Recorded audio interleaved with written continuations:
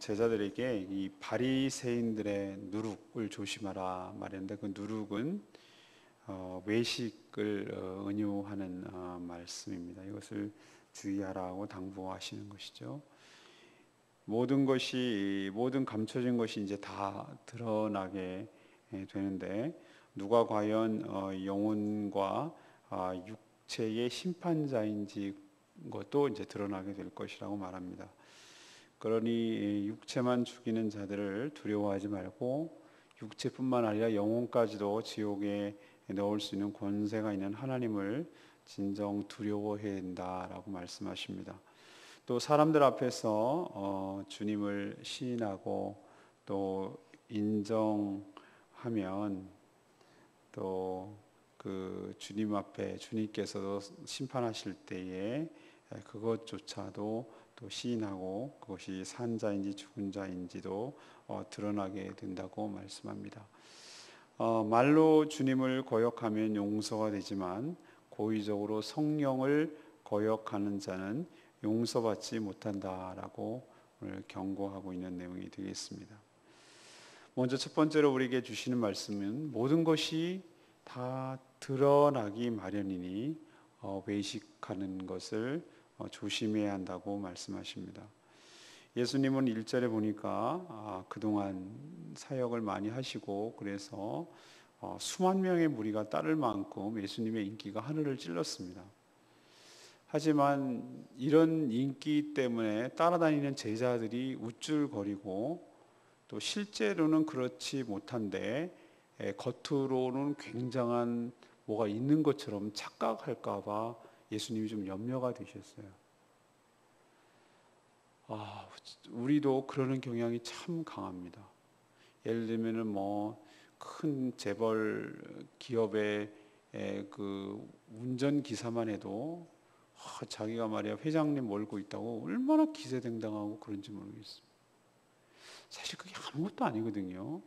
그 지위에서 내려오면은 정말 아무것도 아닌데 자기가 그런 일을 할 때는 마치 굉장한 뭐가 되는 양 굉장한 위세를 떨고 그래서 또 청탁도 하고 이런 비리가 많이 생기는 이유가 그런 것이죠. 예수님은 그 제자들이 인간인지라 그 바로 전까지 그렇게 바리새인들의 외식에 대해서 이 겉과 속이 다른 사람을 의식하는 그런 것에 대해서 굉장히 책망하고 비판적으로 말씀하셨는데, 정작 제자들도 그럴 수 있는 경향이 있다는 것을 너무나 잘 알고 계시기 때문에 수많은 인파들이 따르고 서로 모여서 밟힐 만큼 될 정도로 인기가 치솟자 예수님이 먼저 선수를 치는 것이죠. 제자들에게 너희들 정말로 이 바리새인들의 누룩, 다시 말해서 그 치명적인 문제라고 할 수 있는 외식하는 것을 주의하라고 지금 신신당부하고 있는 내용을 볼 수가 있습니다. 구름 같은 군중들을 보고 제자들이 이 군중 심리에 휩쓸릴까 염려했기 때문이죠. 왜 근데 누룩이라고 은유를 하셨을까요? 누룩은 요즘은 거의 쓰지 않습니다. 이 전통 맥주나 전통 그 술을 담글 때는 가끔 TV에서 나오는데 요즘도 그건 대체품이 많이 나오고 또 우리는 또 제과점에서 주로 빵을 사 먹고 이렇게 하기 때문에 누룩을 우리가 이제 눈으로 직접 보는 것은 거의 드물지요. 그러나 우리가 누룩하면은 어떤 효과가 있냐면은 발효죠, 발효. 그래서 가루가 이제 들어가서 점점 어떻게 되는 겁니까? 부풀어 오르게 되는 것이죠. 저희 어렸을 때 좀 기억이 납니다. 어머니가 가끔 그것을 누룩 대신에 그 이스트라고 그러나요? 그거를 대신 넣었던 것 같아요. 그래서 아랫목 같은 데서 뜨뜻한 데다가 이렇게 놓으면 이렇게 반죽이 부풀어 오르는 그런 경험이 본 적이 있어요. 아마 이스트가 누룩을 대체하는 용품이라서 없어졌지만 옛날에는 아마 예수님 당시에는 누룩을 했을 겁니다. 누룩과 함께 반죽을 해서 처음에는 넣으면은 전혀 티가 나지 않습니다. 똑같습니다. 그러나 어떻게 되죠? 내부에는 다양한 변화가 일어나는 것이죠. 그것이 영향을 주어서 그것도 좋지 않은, 여기서의 이 누룩의 개념은 좋지 않은 의미입니다. 하나님 나라가 확장한다 측면에서는 이 누룩이 좋은 건데 여기서는 그렇거든요. 근데 신천지 이단은 누룩하면 한 가지밖에 없는 줄 알아요. 그렇지 않아요? 그 상황에 따라서 이렇게 180도로 다르거든요. 근데 여기서는 좋지 않은 영향을 말하는 것이, 부풀게 하는 것입니다. 그래서 나중에 시간이 지나면 어떻게 됩니까? 누가 봐도 이것은 누룩을 넣었구나, 변했구나, 이게 뭔가 부풀어 올랐구나, 발효가 됐구나, 이것을 확연하게 안다는 것이에요. 외식도 마찬가지라는 겁니다. 외식도 처음엔 잘 모르죠. 모릅니다. 자기가 지금 외식하는 이유자 자기 자신도 모를 수 있어요. 그러나 시간이 점점 지나가다 보면, 외식의 개념에 대해서 제가 말씀드렸죠. 외식은 외식과 외식이 아닌 것을 헷갈려 죽겠다고 그러면은 제가 딱 분명하게 선을 그어서 말씀드리죠. 외식하는 사람은 하나님보다 사람을 의식합니다. 외식하지 않는 사람은 그 뭡니까? 사람보다 하나님을 더 의식합니다. 이게 이 구분하는 차이점이에요. 여러분 가만히 생각해 보시면 돼요. 나는 하나님을 더 의식하고 살아가느냐? 그러면 그건 외식하지 않는 겁니다. 그러나 하나님은 눈에 안 보이니까 하나님보다는 나는 눈에 보이는 사람을 훨씬 더 의식하는가? 그러니까 남 체면 먼저 생각하고, 남이 나를 어떻게 생각할까 먼저 생각을 하고, 이 뭐 평판 먼저 생각하고, 이런 거, 우리 그런 거 많아요. 이게 근데 우리나라 사람한테 이게 많이 적용이 돼. 바리새인 같다고 말씀드렸잖아요. 왜냐하면 이 유교 전통이 많이 있기 때문에, 굉장히 겉의 예의와 이 거칠애를 굉장히 중요시 하기 때문에 이런 모습이 우리에게 굉장히 많이 있어요. 속에 마음은 없는데도 그냥 공손한 척하고 이렇게 하는 게 많아요. 이건 다분히 사람을 의식하고 살아가는 것이죠. 그러나 첫 출발은 그렇지 않을 수 있어요. 제자들도 처음에는 그렇게 했겠어요. 노골적으로 나 외식하고 사람들한테 잘 보이려고 하고 뒤돌아가서는 막 이렇게 하고 이렇게 하겠어요? 그러나 점점 시간이 지나가다 보면 그 조그맣게 시작하는 외식 하나가 점점 나중에 퍼져서 겉과 속이 완전히 다른 이중적인 사람, 다른 사람 앞에서는 굉장히 젠틀하고 신사적이고 막 사람이 선해 보이고 그렇지만 뒤돌아서서는 그렇게 사람이 악하고 교만할 수가 없는 사람으로 어느 순간에 이만큼 벌어지는, 누룩이 마치 그 밀가루 반죽을 완전히 다른 걸로 바꿔놓는 것 같은 그런 영향을 준다는 것이죠. 여기서 예수님께서 말씀하시는 건 뭔지 아십니까? 외식이 끝까지 감춰질 줄 아느냐는 거예요. 안 그렇다는 겁니다. 누룩이 그 반죽을 변화시킨 것을 누구도 다 알게 되듯이 외식하는 이 모든 것들은 결국은 다 드러나게 된다는 것입니다. 속 안에서 은밀하게 내부적으로 진행된 이 외식도 속마음이잖아요. 근데 그것조차도 하나님께서는 다 드러내게 된다는 것입니다. 그럼 어떻게 하라고요? 그러니 처음부터 뭐 하지 마라? 외식하지 마라. 겉과 속이 다른 것 하지 마라. 시도하지 마라. 왜 그런가? 하나님은 사람은 겉에를 봅니다. 적어도 이렇게 바깥에서 나타나는 행동을 보면은 그 사람이 그 큰 소리 내는 법도 없고, 뭐 짜증 내는 법도 없고, 늘 싱글싱글 웃고, 뭐 그러면 사람은 굉장히 좋은 줄 알아요. 저도 그런 줄 알았어요. 근데 저는 집사람이 맨날 얘기하거든요. 당신은 가장 결정적인 흠이 얼굴 표정 관리가 안 된다는 거야. 그게 결정적인 흠이래요. 목회자가 때로는 말이지 이렇게 좀 안 그래도 그런 척하고 좀 그래야 되는데 당신은 싫어, 좋아, 이게 너무 표가 난다는 거예요. 그걸 숨길 수가 없다고 저한테 맨날 얘기를 하더라고요. 진짜 저는 안 되는 것 같아요. 그냥 정말 싫으면 싫어요, 저는. 그러면 좋으면 그냥 좋은 거고요. 그게 저예요. 이중적인 걸 할 줄은 몰라요. 그냥 싫으면 싫을 거예요. 그런데 말이죠, 하나님 앞에서는 이게 안 통한다는 겁니다. 하나님은요, 그를 통할 뿐이 아니에요. 우리 마음의 동기, 우리 마음의 중심, 왜 그런 생각을 했는지, 왜 그런 행동을 했는지 결과론적인 것을 보시는 것이 아니라 왜 그런 마음에서 출발을 했는지 그 마음의 중심을 보시는 줄로 믿습니다. 왜? 하나님은 우리의 마음과 우리의 몸과 우리의 영혼과 우리 모든 것들을 다 창조하신 분인 줄로 믿습니다. 우리 몸으로 난 우리 자식도 부모가 길러냈으니 얼마나 잘 알겠어요.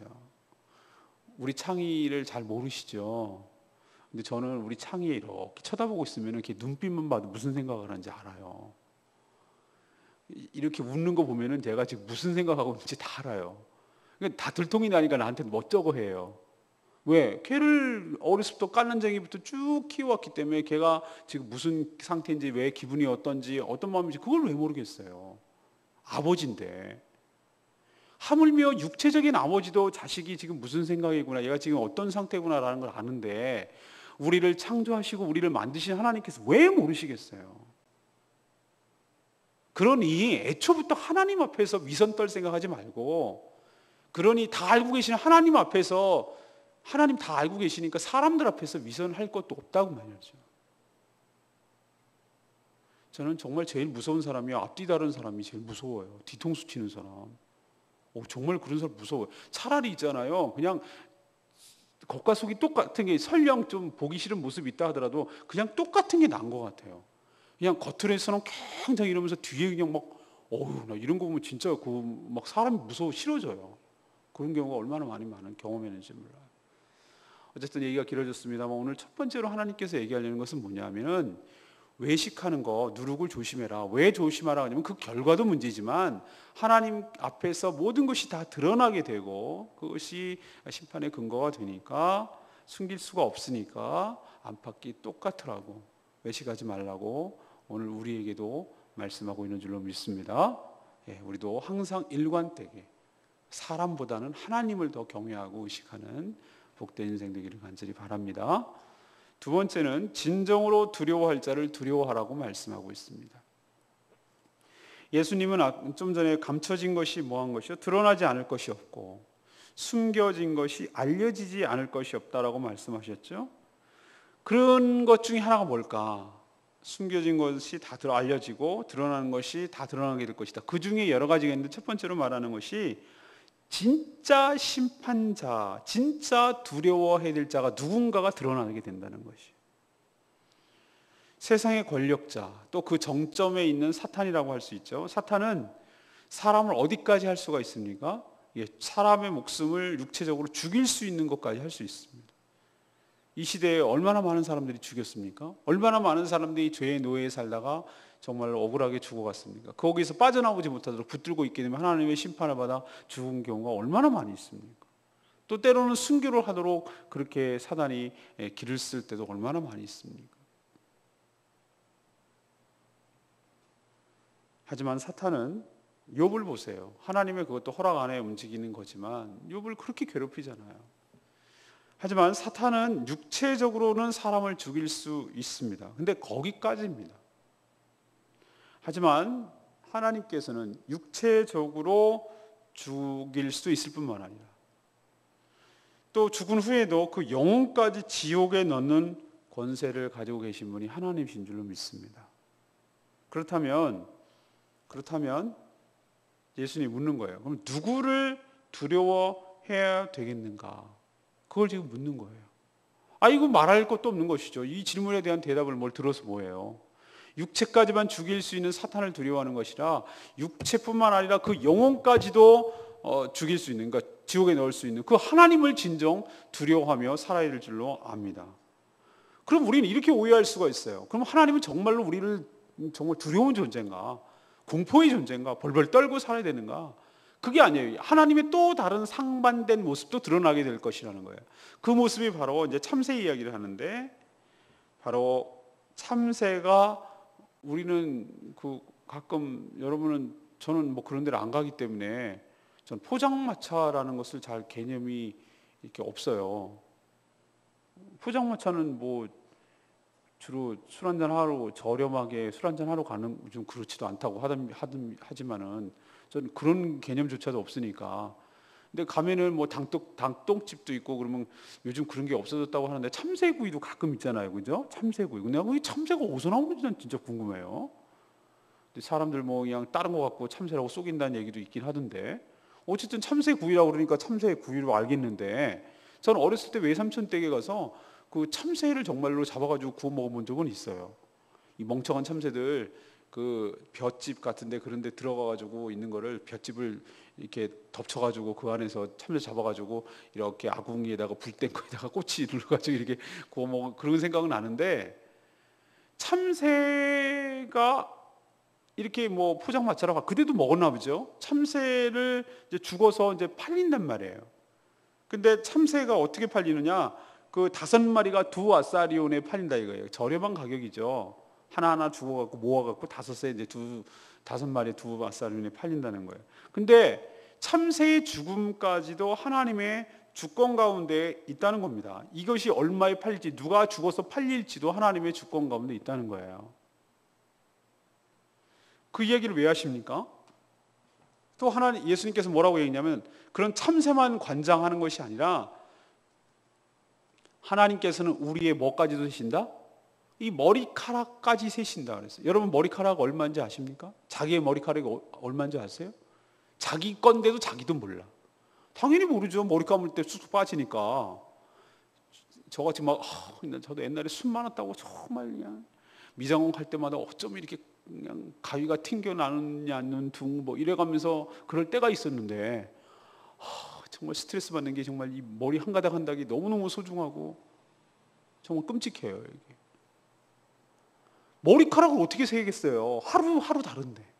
근데 전 이 말에 얼마나 감동되는지 몰라요. 하루하루 변하는 머리카락조차도 하나님은 세신다는 거예요. 우리를 그만큼 철저하게 관리하시고 우리에 대해서 너무나 잘하신다는 것이. 그러면서 하시는 말씀이 이렇게 얘기해요. 그러면은 너네들 이렇게까지 세심한 보살핌을 받고 있는데 그것을 주님을 하나님을 그냥 무서워해야 될 만 존재하냐는 것이죠. 그렇지 않다는 거예요. 하나님이 얼마나 좋으신 분인지, 하나님이 우리를 얼마나 세심하게 관리하는지. 그리고 예수님 뭐라고 그러죠? 너희들은 참새보다 더 귀한 자니라. 아멘입니까? 우리 운전하다 보면 로드킬 당하는 것들 참 많아요. 로드킬 아시죠? 짐승이 차에 쳐가지고 죽은 경우 얼마나 끔찍한지 몰라요. 뭐 고양이도 죽고 개도 죽고 뭐 심지어 비둘기도 죽고 심지어 전 노루도 죽고 뭐 별의별 일들이 다 생깁니다. 그냥 생각하기도 끔찍하죠. 자, 그런 것조차도 이렇게 한데 그런 참새조차도 하나님께서 그렇게 함부로 죽는 것을 갖다가 여기지 않는데 그거와 또 비교도 안 될 정도로 우리를 귀한 우리를 어떻게 함부로 하나님께서 하겠느냐라는 것이에요. 그러면 이 두 가지를 하나님께서 다 얘기해 주신 것입니다. 뭡니까? 다시 말해서 하나님을 진짜 두려워해야 될 자는 누구라는 것이죠? 하나님을 두려워해야 되는 것이. 왜? 영혼까지도 지옥에 보내니까. 그러나 또 다른 측면에서 진짜 의지하고 하나님을 사랑해야 될 자는 또 하나님이라는 거예요. 이 두 가지 양면성을 다 갖고 있다는 거예요. 하나님께서는 우리에게 두려움의 대상이기도 하고 또 누굽니까? 사랑과 인자의 대상이기도 하고 그렇다는 거예요. 하나님의 이 두 가지 속성, 하나님의 공의로우심과 하나님의 사랑, 이 두 가지 측면이 우리에게 다 있습니다. 그런 두 가지 것을 다 흡수한 상태에서 우리가 하나님에 대한 갖는 감정이 뭔지 아십니까? 성경적인 용어로 그걸 경외함이라고 부르는 것이. 경외함은요, 단순히 어떤 느낌이죠? 단순히 그냥 무서워서 벌벌 떨고 피하고 이런 개념이 아니에요. 경외는 뭐냐면은 너무 사랑스럽고 너무 존경스럽고 너무 우러러 보이고 그래서 너무너무 함부로 할 수 없고 그 앞에서 정말 조심하게 살아가고 그리고 사랑하고 존경하는 마음을 갖고 그분의 하시는 말씀을 귀담아 듣고 그분의 말씀을 기꺼이 순종하려고 하는 그 존귀하게 생각하면서도 두려워하면서도 이 사랑하는 이 복합적인 감정을 가지고 대하는 태도를 우리는 경외함이라고 부릅니다. 경외함. 하나님이 우리가 그런 감정을 가지고 대해야 될 분인 줄로 믿습니다. 단순히 무서움의 공포의 대상도 아니고 그렇다고 만만히 봐가지고 함부로 해야 될 대상도 아니고 그렇다고 무서워만 해야 될 존재도 아니고 늘 우리를 사랑하시고 우리를 챙겨주시고 우리를 선하게 인도하시는 그런 하나님이신 줄로 믿습니다. 그러니까 진정으로 경외할 자를 경외해라 라고 오늘 예수님께서 말씀하시는 것이죠. 세 번째 말씀, 이 구절이 좀 어려운 구절인데요. 성령을 모독하는 자는 뭐 할 수 없다고요? 용서받을 수 없다는 거예요. 이제 다 모든 것이 드러나게 될 것이다. 누룩 얘기를 계속하면서 근데 또 드러나게 될 것이 뭐냐면은 사람들 앞에서 공개적으로 예수님을 믿노라고 예수님을 시인하고 살았는지 아닌지 그게 드러나게 된다는 거예요. 그럼 만약에 주님 앞에서, 그러니까 사람들 앞에서 공개적으로 나는 예수 그리스도를 믿습니다라고 믿는 사람답게 살아가는 삶의 태도를 취하면 주님도 마지막 때에 그 사람을 시인할 것이지만, 공개적으로 사람들 앞에서 안 믿는 척하고 박쥐처럼 굴고 싹 감추고 분리할 때는 싹 감추는 사람은 주님께서도 마지막 때에 그렇게 하실 거라는 거예요. 우리도요, 박쥐 같은 인생 되게 많아요. 박쥐 아시죠? 박쥐. 자기가 새인 척 할 때가 유리하면 막 이렇게 날개를 벌럭벌럭 하면서 새 편에 이렇게 새 편에 서요. 근데 또 새가 불리할 것 같은 느낌이 들면은 딱 날개 축지에 감추고 이렇게 걸어가지고 쥐인 척해요. 그래서 박쥐 같은 인생이라고 부르는 거예요. 일리 붙였다 절로 붙였다. 자기가 유리한 쪽으로 하는 거예요. 믿는 것이 유리하다고 판단하면 그걸 적절하게 이용해서 율로 붙고 막 오만 가지 제일 열심히 신앙생활 하는 척하고, 그게 딱 불리하다고 판단하면은 입을 쓱 감추고 안 믿는 척하고 마치 마누라만 믿는 척하고, 그렇게 하는 게 우리들의 모습이에요. 근데 예수님이 그걸 모를 줄 아냐는 거예요. 너희가 그런 이중적인 삶을 취하고 태도를 취하면 주님께서도 마지막에 근데 얘는 모르겠는데 이렇게 하신다는 거예요. 이게 얼마나 무서운 얘기인데. 이것조차 드러난다는 것입니다. 이 주님이 부인했다는 얘기는 이거는 멸망과 심판을 의미하는 것입니다. 또 오늘 중요한 얘기였어요. 저는 이 신대원 때 이 구절을 놓고 이 주회를 하는 것이 시험 숙제였어요. 이게 진짜 어려운 구절이거든요. 난해 구절이에요. 난해 구절이라는 것은 10절인데 누구든지 말로 인자를 거역하면 사하심을 받으니까 용서함을 받지만 성령을 모독하는 자는 사하심을 받지 못한다. 그러면 용서받지 못하는 죄가 있다는 뜻이지 않느냐. 이거가 어려운 구절이거든요. 아니 주님 앞에서 용서받지 못할 죄가 없다면서요. 근데 성령을 모독하는 죄는 유독 용서받지 못한다고 하면 이거는 서로 어폐가 있잖아요. 모순되고 충돌되잖아요. 라고 말하는 것을 너희들이 해석해라. 이게 숙제였어요. 신학대학원 때. 여러분도 좀 어렵게 느껴지십니까? 이 구절이? 별로 어렵게 느껴지지 않으시죠? 예. 그런 것보다 하고 별 이렇게 심각한 건 아니고 성령을 모독할 일도 거의 없고, 성령을 받아야 성령을 모독하고 그러지, 성령을 모독하고 그런 존재조차도 인식 못하고 사는데 모독까지는 이렇게 생각하신다면 할 말이 없지만, 이게 고민됐어요. 참 어려운 문제예요. 자, 이걸 좀 풀어봅시다. 말로 거역하면, 주님을 거역하면 용서를 받는다 했습니다. 그럼 그 사례를 한번 살펴보죠. 이 전에 예수님이 가이사랴 빌립보에 갔을 때 제자들한테 물었죠. 너희는 나를 누구라 하느냐? 그랬더니 뭐라고 그랬어요? 선지자 한 사람 누가, 그러니까 그러면 너희들은 나를 누구라 하느냐? 사람들을 말고. 그랬더니 베드로가 정답을 말했죠. 주는 그리스도시요 살아계신 하나님의 아들이십니다라고 했어요. 하야나 시몬아, 네가 참 복이 있다. 네가 알게 하면 하나님, 네가 아니라 하나님이시다. 이렇게 했어요. 그러고 나서 이제 됐다 싶어서 내가 이제 장로들과 이제 대제사장들과 이 바리새인들에게 잡혀가지고 죽은 다음에 십자가에 죽은 다음에 3일 만에 부활이라. 그러니까 베드로가 뭐라고 그랬습니까? 주여, 그럴 수 없습니다. 그러시면 안 되지. 이 표정이에요. 내 계획이랑 차질이 생기잖아. 주님 왕이 돼야 되는데 내가 오른팔 내야 돼가지고 내가 차지철처럼 하다가 내가 지금 국무총리 해야 되는데 이런 식으로 허망하게 돌아가시면 안 되지. 날 위해서도 그러시는 거 아니지. 그딴 말 하시기 막 없어서 제가 맡겠어. 이때 예수님 뭐라고 그랬어요? 사탄아 물러가라. 네가 주의 하나님의 일을 생각지도 않는도다. 아이 졸지에 말이야, 바요나 시모나 복이 있다 해놓고 1분 뒤에 이 사탄아 물러가라 이렇게 됐거든요. 제자 베드로 어떻게 했습니까? 예수님, 저는 죽어도 예수님을 따르겠습니다. 네가 오늘 나를 3번 부인하리라. 아니나 다를까? 다 굴기 전에 3번 부인했어. 울며 불며 그랬어. 자기가 도저히 주님 앞에 나설 수가 없었어. 예수님 부활하셨다는 걸 알면서도 나설 수 없었어. 근데 주님은 고기 잡는, 고향으로 가서 낙향해가지고 이제 고기나 잡아먹겠다고 옛날로 돌아가는 그 베드로를 찾아가셨어. 얘들아, 고기 좀 잡았니? 오른쪽에 금을 던져라. 던졌어. 그것도 웬걸? 그 장면이 클로즈업 되는 거예요. 자기가 제자를 부를 때 깊은 곳에 던지라고 그랬을 때 그 생각이 나는 거예요. 딱 알아봤어요. 주님인 거예요.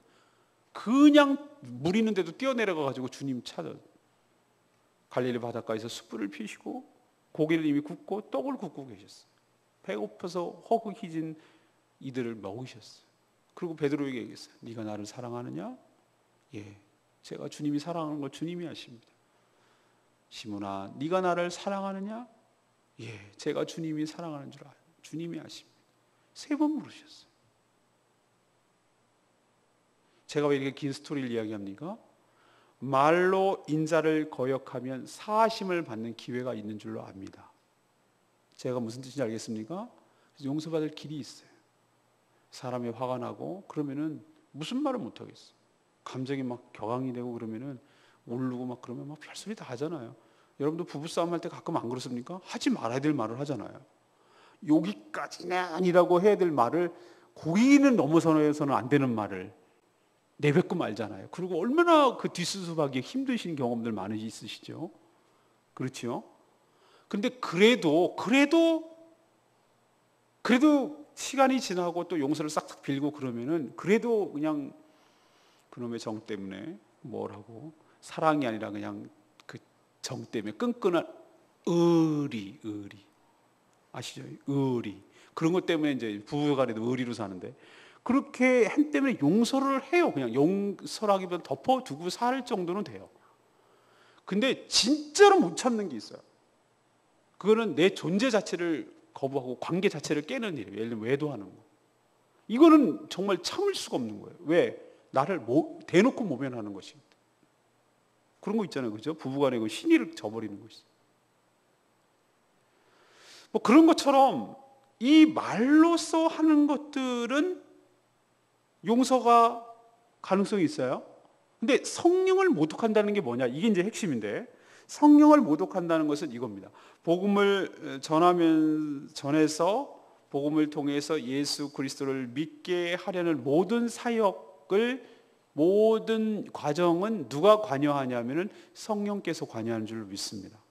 성령의 역사로 관여가 되는 거예요. 성령의 역사로 주 예수 그리스도를 믿게 되고 복음이 이해가 되고 그것이 믿어지는 것이에요.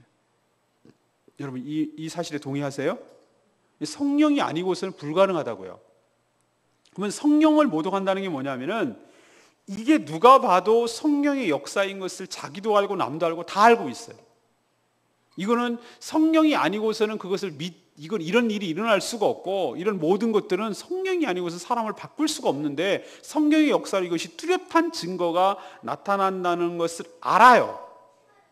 알면서도 고의적으로 성령의 역사를 방해하고 거부하고 이러는 것을 성령을 모독한다라고 말하는 것입니다.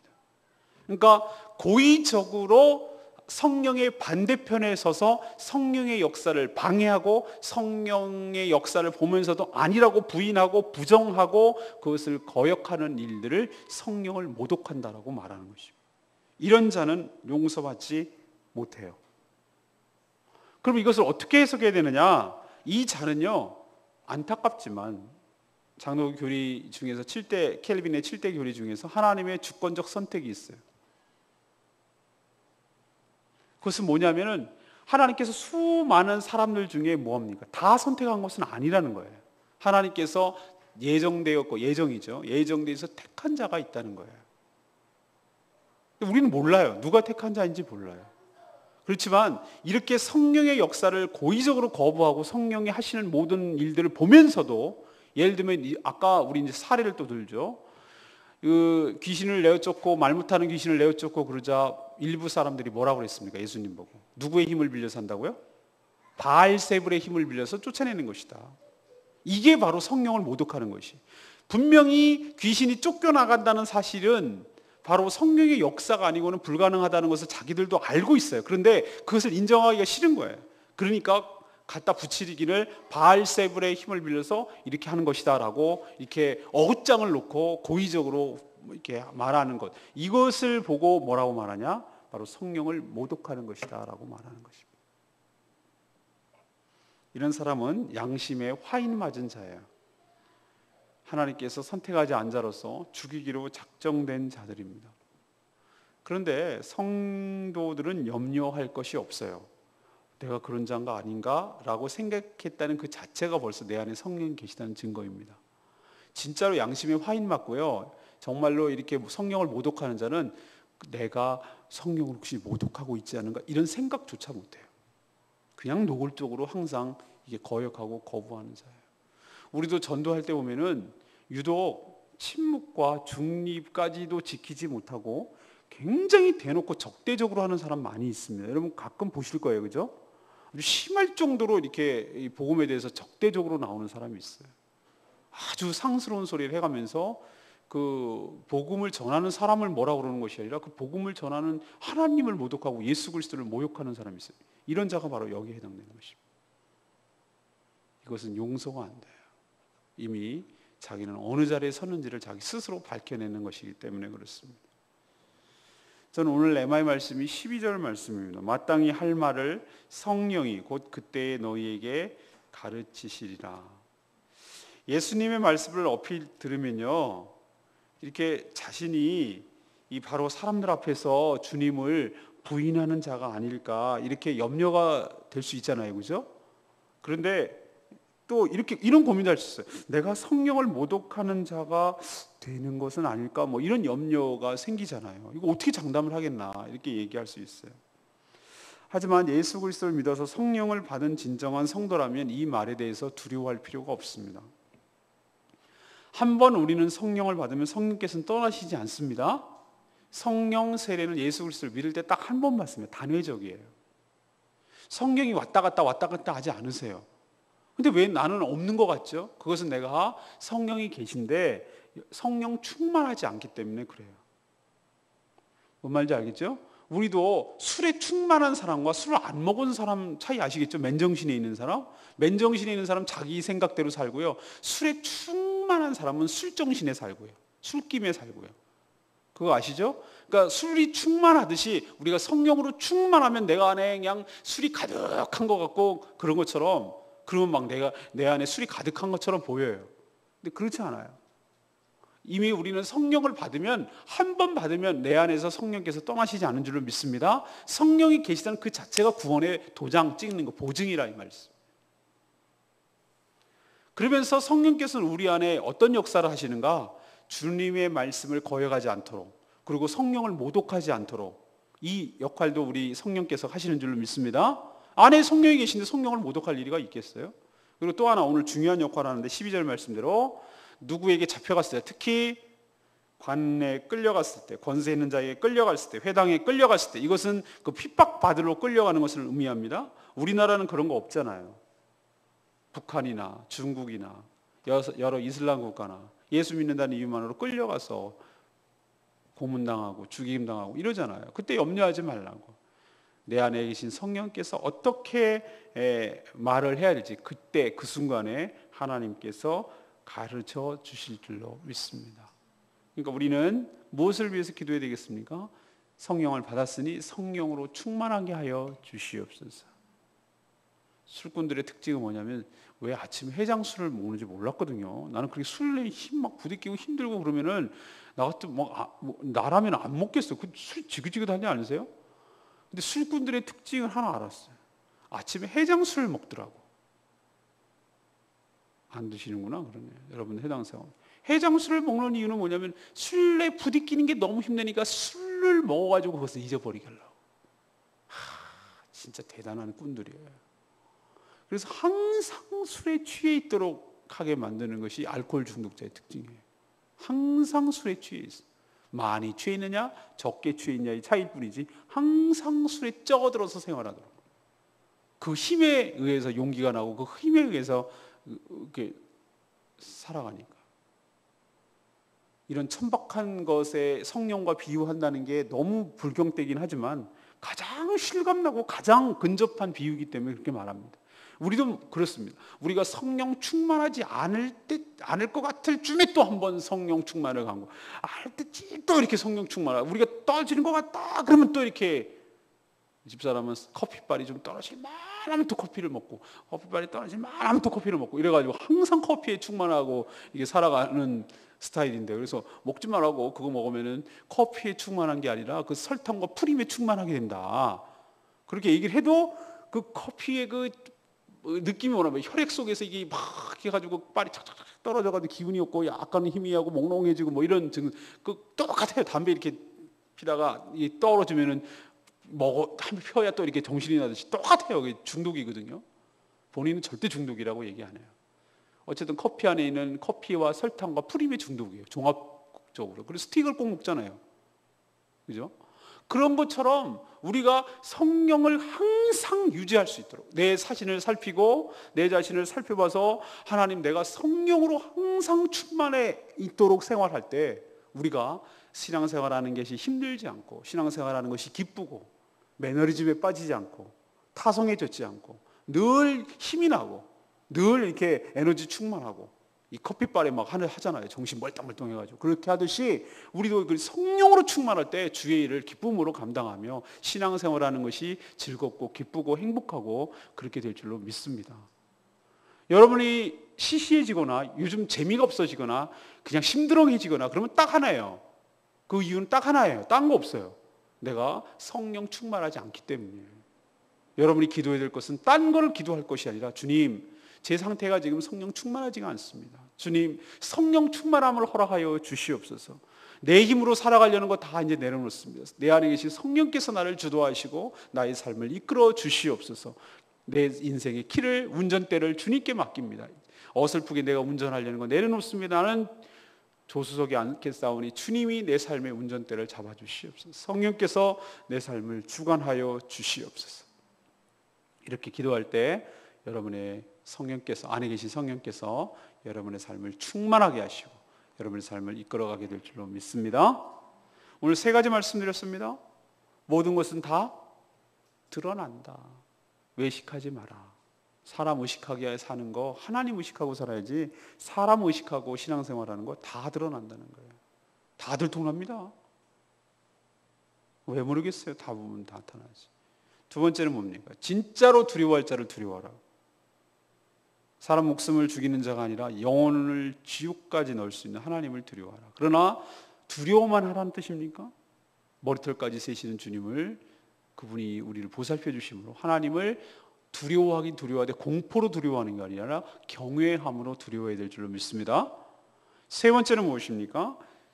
말로 하는 건 용서받을 수 있어요. 그러나 뭐죠? 성령을 고의적으로 거부하고 거역하고 모독하는 자는 용서받을 길이 없어요. 왜? 그건 대놓고 성령을 대체하기 때문에 그렇습니다. 우리 실수할 수 있어요. 말로 실수할 수 있어요. 그건 용서가 될 수 있어요. 사람을 죽일 수도 있어요. 용서받을 수 있어요. 그러나 성령을 고의적으로 거부하는 자는 용서가 안 돼요. 우리 성령 충만을 위해서 간구하고 기도하는 여러분 되시길 간절히 바랍니다.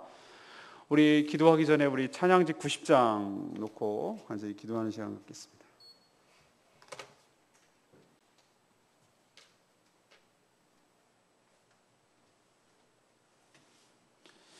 찬양지 90장 오직 예수 다른 이름은 없네. 예, 그렇습니다. 다른 이름은 없습니다. 예, 우리 찬양과 영광을 받으실 주님을 찬양하기를 원합니다.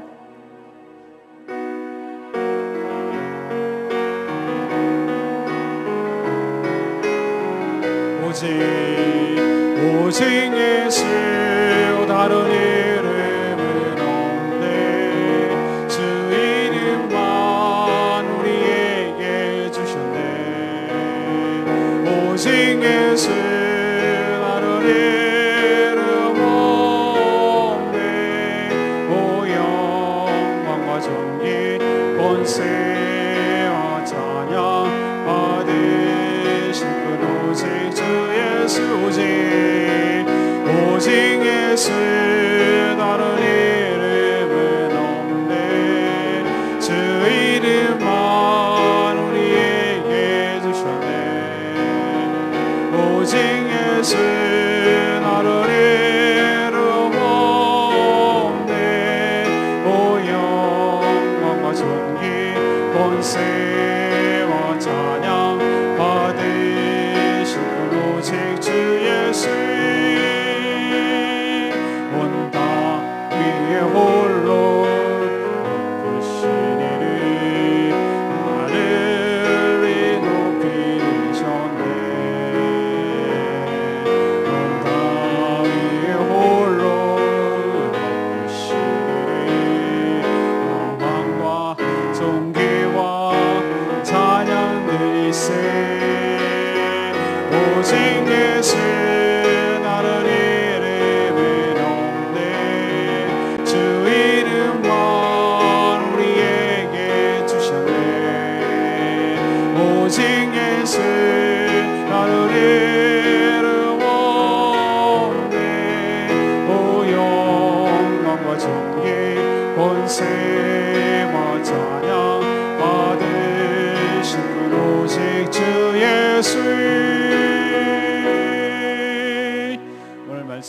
안에서 기도하는 시간 갖겠습니다. 주님, 저희들이 참 성령으로 충만해야 되는데 그렇지 못할 때가 참 많습니다. 성령으로 충만하지 않으니 우리가 사람을 의식하게 되고 결국 외식하는 자에 빠질 수밖에 없고, 근데 이 모든 것들이 점차 시간이 지나가에 따라 다 드러나서 정말 하나님 앞에 책망을 받고 심판을 받게 될 것인데, 하나님, 우리들이 성령으로 충만함으로 외식도 사라지게 하여 주시고 진정으로 하나님을 경외하며 살아가는 저희들 되게 해달라고 간절히 통성으로 기도하는 시간 갖겠습니다. 주여 외칩니다. 주님 아버지, 하나님 그렇습니다. 오늘 말씀을 통해서 모든 것이 다 드러나기 마련이라고 하셨습니다. 누룩이 처음에는 보이지 않지만 점차 영향을 주어서 발효를 시키므로 나중에는 다 드러나는 것처럼 하나님 외식도 그렇게 될 거라고 말씀하신 것 시인하고 인정합니다.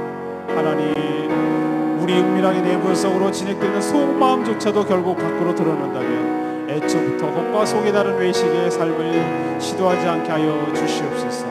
우리의 겉이 아니라 우리의 마음의 중심을 보시는 하나님 앞에 숨길 것도 숨길 수 없음을 깨닫고, 하나님 정말 바리새인들의 누룩 외식을 조심하며 살아가는 저희들 되게 하여 주시옵소서. 하나님, 또 드러날 것이 있다고 말씀하셨습니다. 하나님, 사람의 육체적인 죽음을 죽이는 정말로 사단과 세상의 권력자를 두려워할 것이 아니라 육체적인 것을 죽은 뒤에 그 영혼까지도 지옥에 넣을 수 있는 권세를 가진 분, 곧 하나님을 진정으로 두려워하게 하여 주시옵소서. 그러나 하나님이 무조건 두려워할 공포의 대상이 아니라 우리의 머리칼까지 세시는 세심한 분, 우리를 보살펴 주시는 줄 믿고 하나님의 공의와 사랑 앞에 하나님을 진정으로 경외하며 살아갈 수 있도록 주여 축복하여 주시옵소서. 하나님, 정말 말로서는 예수님을 부인하면 용서받을 수 있지만 성령을 모독한 자는 용서받을 수 없음을 우리가 깨닫게 하시고, 하나님, 그것이 성령을 고의적으로 알면서도 거부하고 방해하고 모독하는 것임을 깨닫고, 하나님, 저희들 삶과 두려워 떨며 이런 일이 벌어지지 않도록 하나님 도와주시옵소서. 우리 안에 성령이 계시는 것인데 우리 안에 성령으로 충만케 하지 못해서 우리들이 늘 정말 매너림에 빠지고 시들어간 생활을 할 때가 많이 있습니다. 하나님, 무엇을 말할지 걱정하지 않게 하시고 무엇을 기도해야 될지 걱정하지 않게 하시고 오직 성령님께서 가르쳐 주시는 대로 인도하며 기도하며 나가는 저희들 되게 하여 주시옵소서. 하나님, 우리에게 큰 은혜를 베풀어 주실 줄 믿습니다.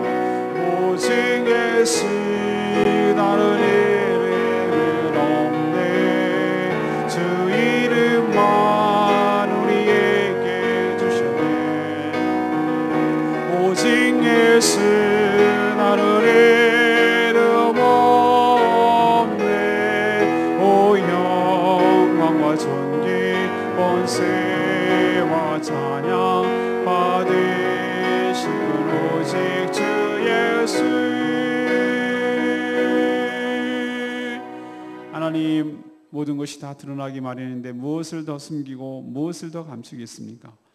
저희들에게 있는 외식적인 모습, 하나님보다 사람을 의식하고 체면과 거칠애를 생각하는 모든 외식적인 모습을 다 버리게 하여 주시옵소서. 이런 모습이 있다면 하나님 용서하여 주시옵소서. 육체뿐 아니라 우리의 영혼까지도 심판하시는 하나님을 진정으로 두려워하게 하시고 주님만 경외하며 살게 하여 주시옵소서.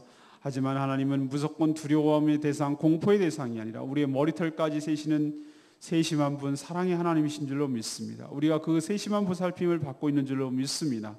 그러니 언제 어디서든지 하나님을 경외하게 하시고 또 언제 어디서든지 당당하게 주님을 시인하며 살아가게 하여 주시옵소서. 성령의 역사를 보면서도 그것을 거역하고 거부하며 방해하지 않게 하여 주시옵소서. 성령님이 가르쳐 주신 대로 말하며 전하며 사는 저희들 되게 하여 주시옵소서. 오늘도 간구하고 기도할 것 할 때 주님께서 들어응답하여 주실 것을 믿으며 예수 그리스도의 이름으로 기도합니다. 아멘. 교회를 위한 기도한 시간 갖도록 하겠습니다. 주보를 보시면서 최근에 새로 오신 성도님들이 교회에